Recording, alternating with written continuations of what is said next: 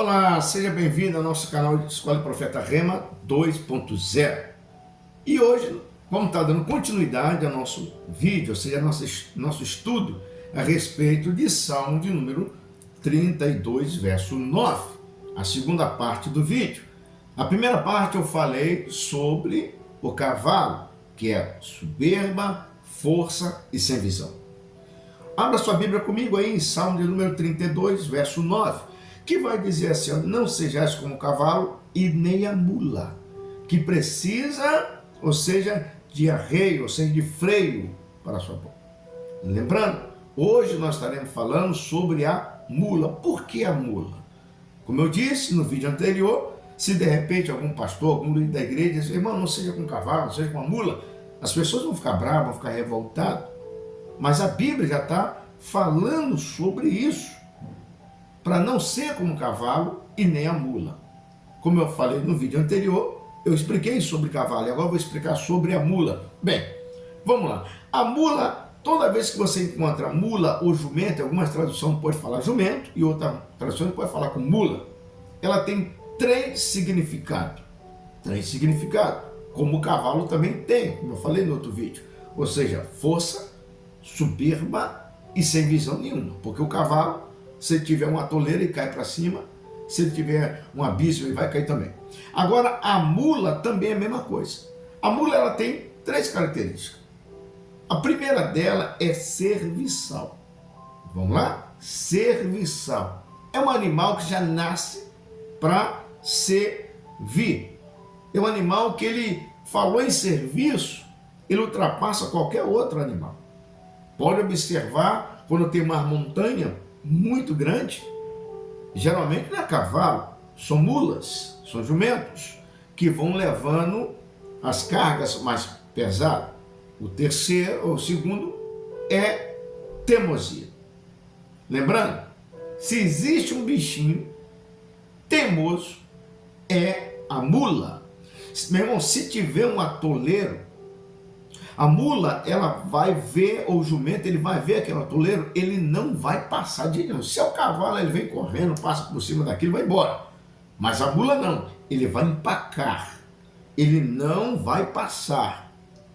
Lembrando de outra coisa, quando eu falei serviçal, ele é dessa forma. Se você pegar e começar a botar carga no jumento, ele vai ficar quieto, e ele vai comendo, vai pastando, e você vai botando carga, que são aqueles cofos nas costas dele. Mas quando ele chega no limite dele, ele vai fazer assim, ó. Não se coloca mais nenhum palito de fósforo, porque ele vai jogar tudo pro chão. Ou seja, ele vai jogar tudo pro chão, ele não está nem mais aí para você. Mas enquanto você vai botando carga nele, vai ficar te olhando, vai ficar te olhando, vai ficar te olhando. Mas quando ele chega no limite dele, e se você ultrapassar o limite dele, ele vai jogar tudo no chão. Não parece a vida de alguns irmãozinhos? Pula, sapateia, rabo de arraia, voadora, salto mortal, bananeira de um pé só, mas quando tem para se explodir, vai se explodir mesmo e acabou. Ele começa a absorver as coisas, vai absorvendo as coisas, vai absorvendo as coisas, aí chega no limite dele, ele sai se explodindo e sai se explodindo feio. E faz o quê? Vai prejudicar mais do que ajuda. Então não sejais como um cavalo e a mula, não sejais como uma mula, só para serviço. E a Bíblia vai dizer bem claro que adianta o homem trabalhar o dia todo debaixo do sol quente. Eclesiastes vai dizer sobre isso aí. E não aproveitar nada. O pastor pergunta: tu tá, irmão? Estou correndo atrás, estou trabalhando, nunca tem tempo? Para com isso. E outra é a teimosia. Ora, se você está vendo que as coisas estão dando errado, para, respira, analisa. Tem certos momentos que não adianta estar dando soco em ponta de faca. Não seja teimoso, escuta os conselhos das pessoas. Porque nem Deus se agrada. Não, porque comigo tem que ser assim, tem que ser assim, tem que ser assim. Um verdadeiro líder não é só aquele que fala, é aquele que ouve. E o verdadeiro líder também não é aquele que só impõe as coisas, é aquele também que aceita a opinião. Então não sei, porque eu aprendi assim e tem que ser dessa forma. Isso não passa de um espírito de uma mula agarrado na pessoa. Pode ser pastor, pode ser missionário, pode ser mulher de Deus, homem de Deus, profeta que seja. Mas se não sabe servir, não presta para nada. E se não tem a humildade de ouvir também, não serve para nada. Vamos lá? O terceiro dele é um bichinho muito humilde. Muito humilde. Quer ver? Quando Jesus vai entrar em Jerusalém, pode observar que ele não vai pedir lá um cavalo. Ele vai pedir um jumentinho. Por quê? Porque quando os imperadores chegavam na cidade, depois de uma guerra, eles chegavam completamente montados no cavalo. E Jesus faz questão, mas questão de entrar montado no jumento. Observa bem o texto. No cavalo, quem está sentado consegue ver quem está vindo montado no cavalo. Mas no jumento, ele é pequeno. Se você não levantar do local, você não consegue ver quem está entrando montado no cavalo. Pegou a visão? É isso que eu estou querendo dizer. Se você não tiver humildade para se levantar do seu local, você nunca vai ver Jesus entrando em Jerusalém. É uma palavra profética para a tua vida. Jerusalém, eu não sei o que é no momento da tua vida. Pode ser área financeira, pode ser área espiritual, pode ser área material, pode ser também a área emocional. Mas receba a palavra profética. Para com a teimosia. Para com esse negócio de estar correndo atrás e não ter tempo para a obra de Deus. E para com esse negócio da teimosia. O que mais tem é pessoas teimosas. Não escuta. Critica mais do que escutar.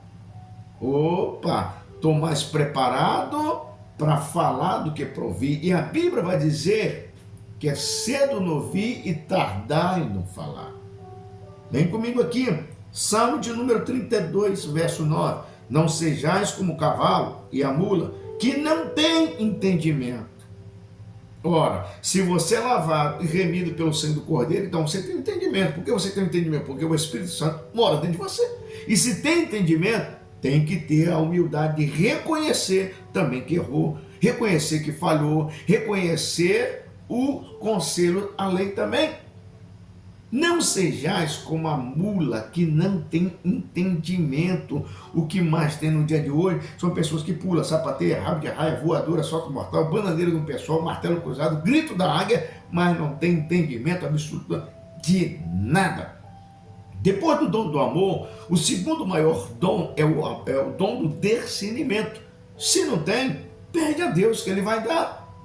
Meu irmão, pode andar engravatado, pode pregar bonito, mas se não tiver entendimento e a humildade de querer aprender, como que alguém pode querer discipular alguém se ele mesmo não gosta de ser discipulado?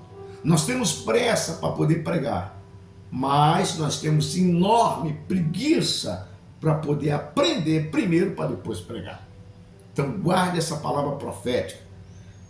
Guarde isso, Salmo de número 32, verso 9.